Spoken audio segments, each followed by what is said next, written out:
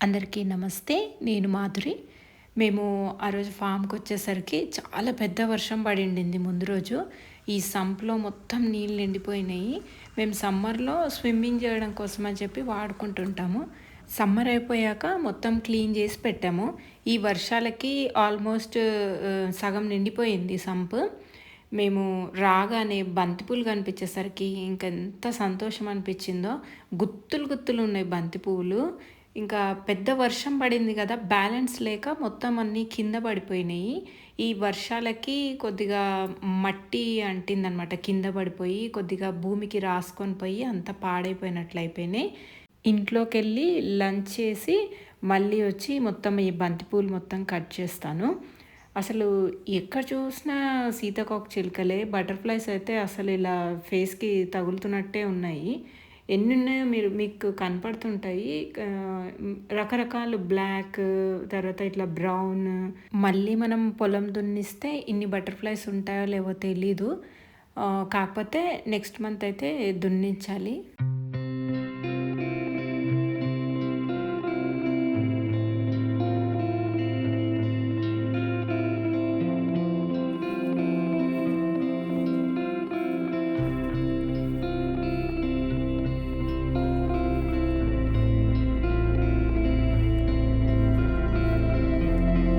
నేనింతవరకు మా ఫామ్‌లో నీళ్ళు ఆగింది అన్నదే నేను చూడలేదు. ఎందుకంటే ఇది బేసిక్‌గా ఇసుక పొలం అనమాట. మేము 2008లో ఈ ల్యాండ్ కొనుక్కున్నాము. ఇంతవరకు గూడా ఎప్పుడు ఇట్లా నీళ్ళు ఆగింది నేను చూడలేదు. ఎందుకంటే ఒకరోజు వర్షం పడితే ఆహ్, ఆ రోజు ఈవినింగ్‌కంతా గూడా క్లియర్ అయిపోతది. ఇప్పుడు 2 డేస్ నుంచి కూడా ఇట్లా నీళ్ళు నిల్చొనే ఉన్నాయంట చూడండి. అసలు చాలా సంతోషం అనిపిచ్చింది. ఈసారి వర్షాలు ఎక్కువయ్యి భూమిలో వాటర్ లెవెల్ అయితే చాలా పెరుగుతుంది. అసలు బంతిపూలు చూడండి అసల. కింద పట్టు లేక పడిపోతుంది. వర్షం బాగా పడ్డది కదా! అన్ని కొమ్మలు, పప్పాయి మొక్కలు ఎక్కడికెక్కడ మొత్తం బెండ్ అయిపోయినాయి. ఇది మీకెప్పుడు చూపిస్తుంటాను గదా! రైడర్ ఫ్లవర్. అసలెంత బావుంటదో ఈ ఫ్లవర్స్ మాత్రము. అసలు ఈ మొక్క అయితే బాగా పెద్దగా అయిపోతుంది. అసలు మామిడి చెట్టు దాటిపోతుంది పైకి. దాంతో ఈక్వల్‌గా పెరుగుతుందది. ఇక్కడ మీకు కనిపిస్తున్నది నేనెప్పుడు చూపిస్తుంటాను కదా! Mulberry fruits. వచ్చిన ప్రతిసారి ఒక 2, 3 ఫ్రూట్స్ అయితే వస్తున్నాయి. ఈసారి గూడా ఒక 3 వచ్చాయి. మీరు అబ్జర్వ్ చేస్తే ఈ చెట్టు కింద గూడా చూడండి వాటర్ ఎంతున్నాయో. అసలు ఈ పండ్లు మాత్రం చాలా బావుంటాయి. అసలు తీయగా, పుల్లగా ఎంతో అనిపిస్తాయి గదా! ఈ పండ్లు.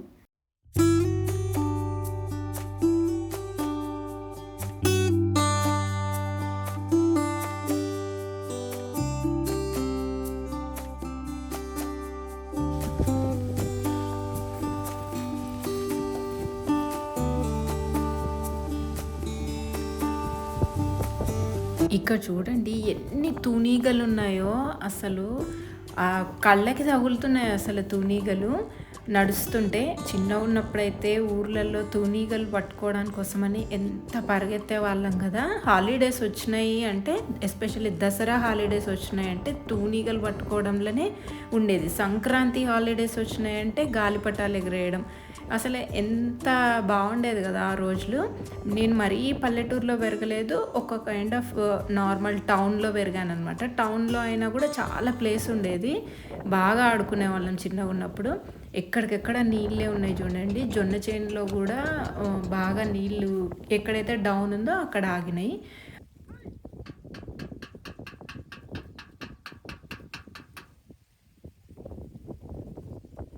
పిట్టలు రాకుండా ఉండడం కోసం అని చెప్పి సౌండ్ చేస్తున్నాము.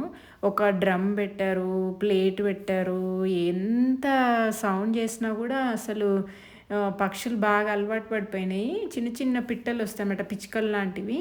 అవి వాటి పైన కూర్చొనే ఒక పక్కకు బెండ్ అయిపోతున్నాయి.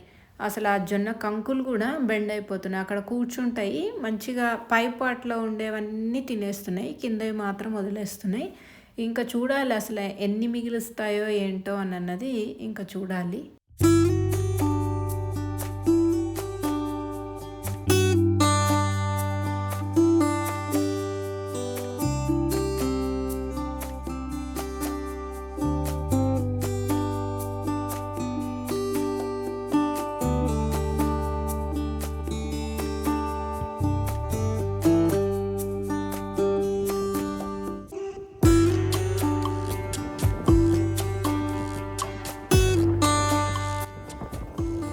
జొన్న చేనుకు, తర్వాత వరి పొలానికి మధ్యలో ఇవి టమాటాలు, తర్వాత కొన్ని బెండకాయలు ఇవి వేసుకున్నాం గదా!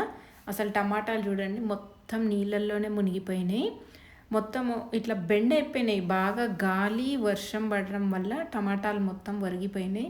వీటన్నింటిని మళ్ళీ పైకి లేపి కర్రలు కట్టాలి.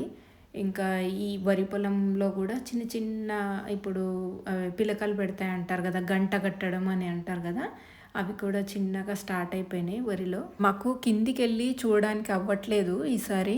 ఎందుకంటే మాకు పక్క పొలం వాళ్ళు మాకు పక్కనున్న పొలం వాళ్ళు ఏంటంటే మొక్కజొన్న వేశారు. బాగా తిక్కగా అయిపోయింది. దాంట్లో నుంచి మనం నడవడానికి అవ్వట్లేదు. కింద పొలం ఎట్లా ఉంది అని చూడడానికి కూడా అవ్వట్లేదు. నెమళ్ళు అసలు ఏం ఉంచుతున్నాయో, ఏం చేస్తున్నాయో కూడా తెలియట్లేదు అస్సలకి. వాళ్ళు మొక్కజొన్న కట్ చేసిన తర్వాతనే మనకు వెళ్ళడానికి అవుతుంది. అక్కడ చూసి మళ్ళీ ఇంటి దగ్గరకు వచ్చానన్నమాట. ఇంటి దగ్గరకు వచ్చి బంతిపూలు కట్ చేద్దామని వెళ్తుంటే లంచ్ అయిపోయిన తర్వాత ఇంకా బంతిపూలు కట్ చేద్దామని వెళ్తున్నాను. అసలు గులాబీ మొక్కలు చూడండి, అసలు మెట్లకు అడ్డం పడిపోతున్నాయి. కొమ్మలు కట్ చేద్దామంటేనేమో ప్రతి కొమ్మకి మొగ్గలే ఉన్నాయి. ఇంకా కట్ చేయడానికేమో మనసు ఒప్పట్లేదు.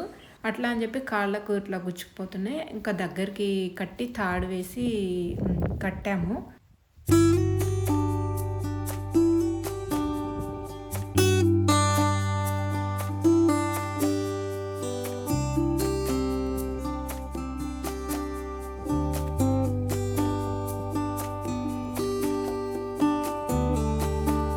వెళ్తూ అక్కడ ఫెన్సింగ్‌కి దగ్గరలో ఉన్న సీతాఫలం చెట్టుకు చూస్తే కొద్దిగా పండవుతున్నట్టుగా అనిపించినాయి సీతాఫలాలు. ఇంకా ఎట్లాగూ వినాయక చవితికి పనికొస్తాయి కదా అని చెప్పి సీతాఫలాలు కూడా తీసుకున్నాను. బాగా పండినాయి. అదే శ్రీనివాస్ చెప్తున్నాడు ఈ కలర్ రావాలి అని. నేను ఈ చిన్న కాయ చూడడానికి అట్లా అనిపించింది కానీ ఇంకా అది గ్రీన్‌గానే ఉంది. అది పండదు అని చెప్తున్నాడు. ఇంకా ఆ ఫామ్‌లో జొన్న చేనులో సొర చెట్లు అవంతకవే పడి మొలిచాయి కదా! అవి ఒక సొరకాయ వచ్చింది.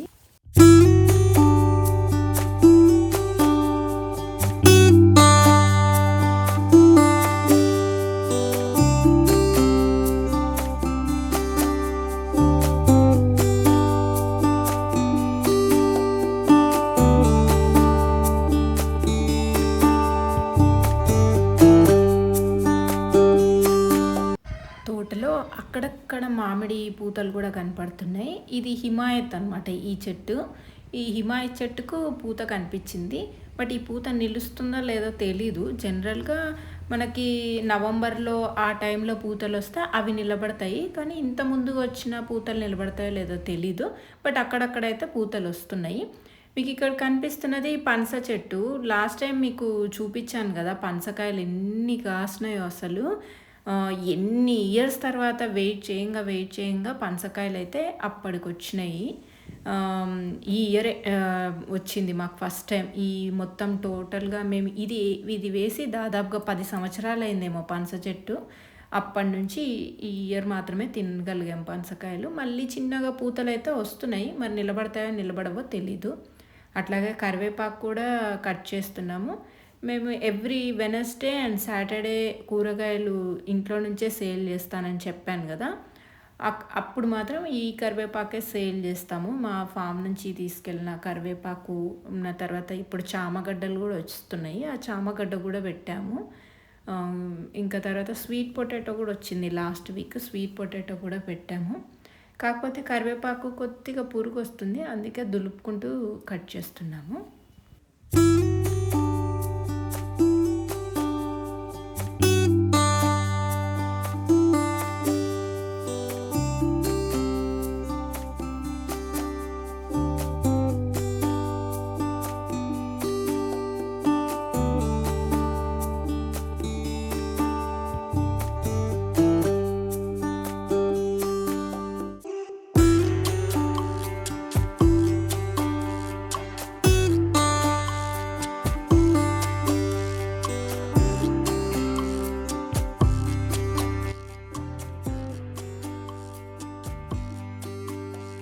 ఈ మధ్యలో వీక్లీ వన్స్ అయితే ఫామ్‌కి వస్తున్నాం కాబట్టి అప్పుడప్పుడు తినడానికి అంజీర్ ఫ్రూట్ అయితే దొరుకుతుంది. చెట్టు మీద పండుతుంది. అప్పుడప్పుడు తింటున్నాము. ఇంతకు ముందుకైతే మేము కొంచెం 10 డేస్‌కోసారి గాని, వీక్లీ వన్స్ ఎప్పుడు వచ్చేవాళ్ళం గానీ, మార్నింగ్ ఎళ్లి ఈవినింగ్ వెళ్ళిపోయేవాళ్ళం.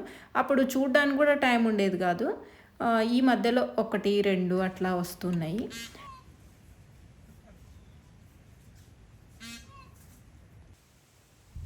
ఇందాక అరిచింది మగనెమలే అనమాట.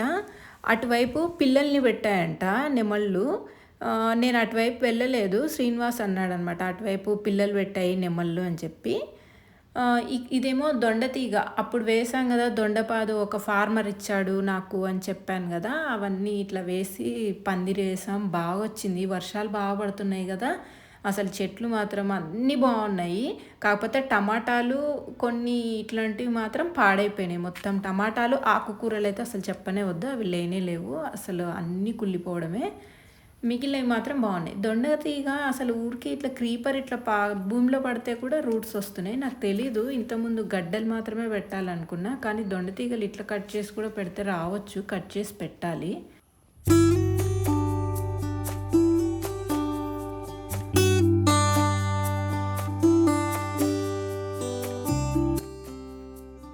మా ఫామ్ నిండా తుమ్మాకే ఉందనమాట.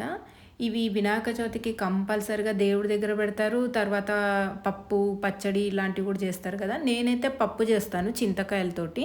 నాకు శ్రీనివాస్ తెచ్చిచ్చాడు చింతకాయలు. నేను చింతకాయలు, తుమ్మికూర పెట్టి పప్పు చేశాను. అసలు బంతిపూలు చూడండి ఎంత బాగున్నాయో. అసలు చేతి నిండా ఉన్నాయి చూడండి బంతి పువ్వులు. బంతి పువ్వుల నిండా ఇవేంటో ఈ పురుగులు మాత్రం ఇట్లా ఉన్నాయి. కాకపోతే ఏం చేయలేదు పురుగులైతే బంతి పువ్వును. అసలు నా చేతి నిండా ఉన్నాయి చూడండి. నేను ఎన్ని ఇయర్స్ నుంచో బంతి చెట్లు వేయాలి అనుకుంటున్నా కానీ ఎప్పుడు కుదరలేదు. ఇదే మొదటిసారి.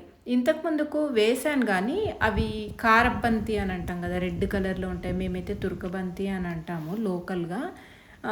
ఆ బంతి కూడా వేసాం కానీ అది బాగా వచ్చిండింది. ఎప్పుడు ఈ యెల్లో కలర్ కానీ, రెడ్ కలర్ బంతి కానీ ఎప్పుడు వేయలేకపోయాము. ఇది మొదటిసారి అనమాట.